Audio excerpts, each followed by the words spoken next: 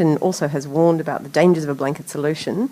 I know you've got some ideas about this, Greg, with a tiered model. Can you take us through how that might work? Yeah. I mean, we've spent quite a lot of time, I think, over the last 6 months or so, and perhaps longer, perhaps 9 months, as a team, looking at models of distribution. And I have a few caveats here. A, I'm talking about the independent film business, so independent film and independent cinema. I'm not talking about broad commercial movies. So we're talking about Son of a Gun, not Age of Ultron, if you know what I mean. I mean, really. So I think I need to make that clear.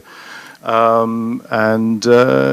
also think that that for a large number of films, the existing model and window works very well indeed in terms of maximizing economic value for a piece of content for all stakeholders. So there's nothing wrong with a 120-day or 90-day window for a whole bunch of movies.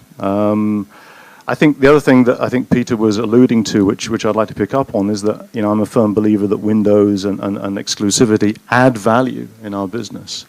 And it worries me when people talk about collapsing windows, because that will tend to destroy value in the supply chain, and I think that's something that we need to resist very, very strongly. That collapsing a window, I mean, and literally, if you think about the elapsed time between a cinema transaction, for an adult at $19 per person, if you like, and a VOD transaction 4 months later for $5.99, collapsing the elapsed time between those two transactions to nothing,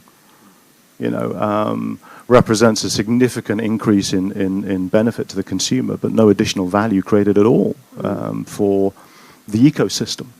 So I believe that windows and exclusivity add value. I just think we need a different approach to them.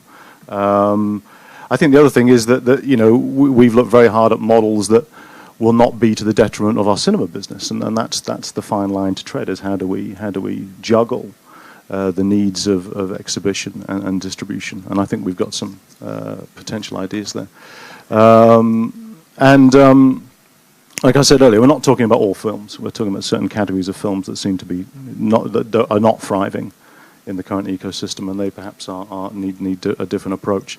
And as Peter was also alluding to, we only have the one route to market at the moment, which is either a theatrical followed by a 120-day window or direct-to-video. And I just think we need more options, more ways to skin the cat.